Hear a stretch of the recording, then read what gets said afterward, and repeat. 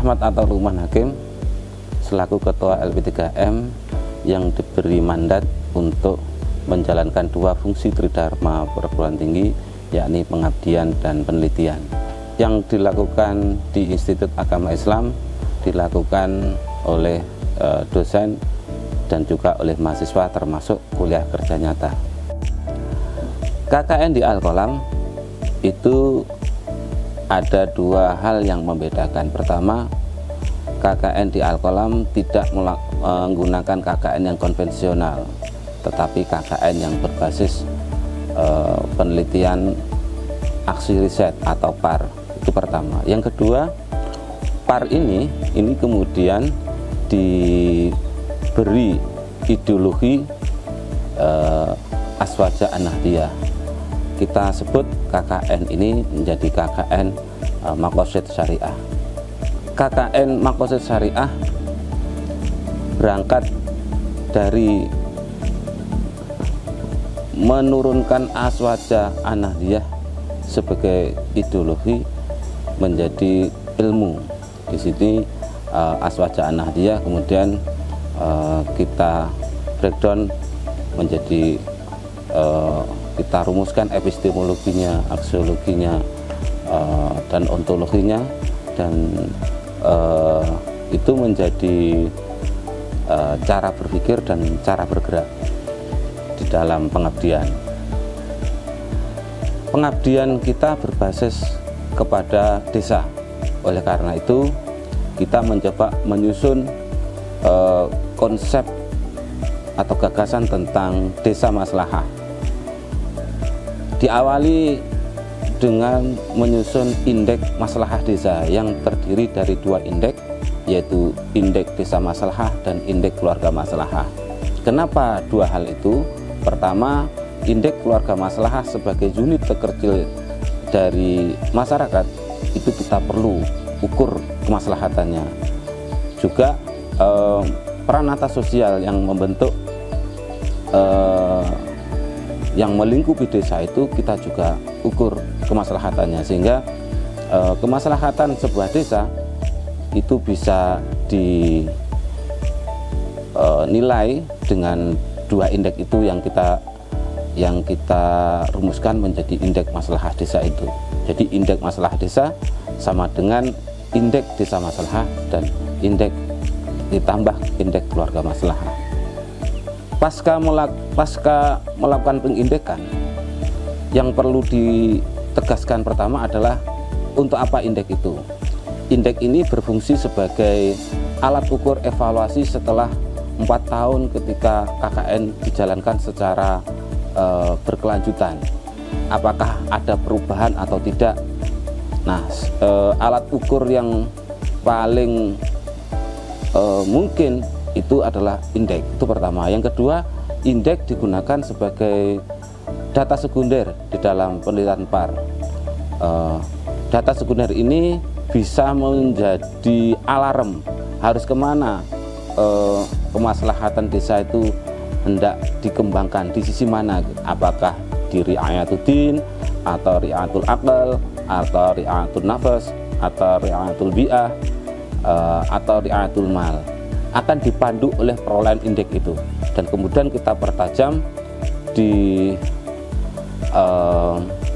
data partisipatif melalui metodologi PAR itu. Indeks itu digunakan untuk menjadi alat ukur perubahan selama ruang waktu yang telah kita tentukan. Di dalam konteks KKN-nya Al-Qalam itu 4 tahun baru kita ukur kembali apakah ada perubahan atau tidak. Yang pernah dilakukan oleh KKN Al-Qalam itu pertama ada pemilihan desa. Ini menjadi penting. Salah satu ciri PAR adalah ada suasana kebuntuan struktural dan fungsional, sehingga itu mengakibatkan kemaslahatan masyarakat. Contoh KKN kemarin itu ada sebuah desa di kawasan salah satu kecamatan Kabupaten Malang yang sangat miskin, sehingga punya dampak yang sangat meluas. Nah, kita coba untuk menganalisis, mengurai persoalan struktural maupun persoalan fungsional atau persoalan kebudayaan yang menjadi sebab semua itu terjadi. Dan alhamdulillah beberapa kebuntuan struktural bisa kita urai. Saya kira meskipun belum sempurna, itu bisa dijadikan bukti efektivitas metodologi Parmakos Syariah ini. Dua contoh yang bisa saya sampaikan tentang efektivitas Parmakos Syariah ini. Pertama,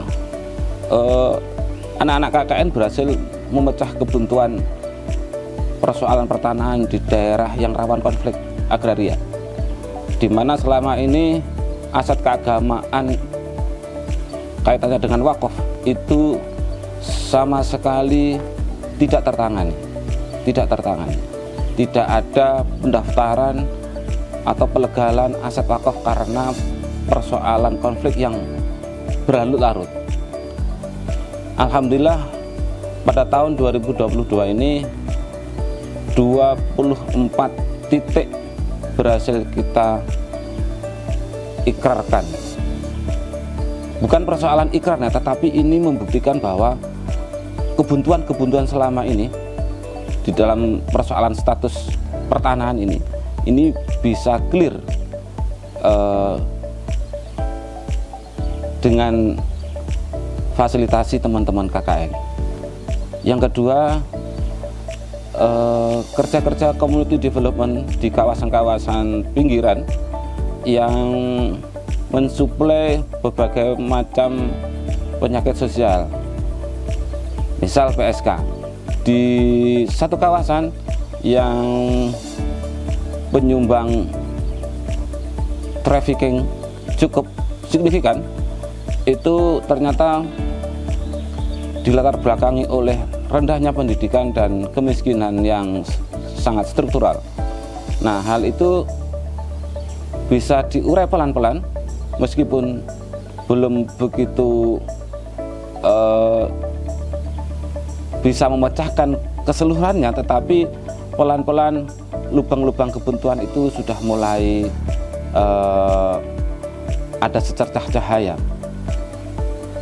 Respon masyarakat selama ini yang saya dengar ketika kami dari LPDKM terjun langsung ke bawah, itu mayoritas antusias dan responnya baik sekali. Bahkan permintaan ditempati kembali dan tempat-tempat baru itu mulai berdatangan di LPDKM. Harapan ke depan tentang gagasan Desa Maslahah, untuk harapan kepada Ya Al-Qalam, semoga ini tetap dipertahankan dan menjadi titik distingsi dari kampus-kampus lain.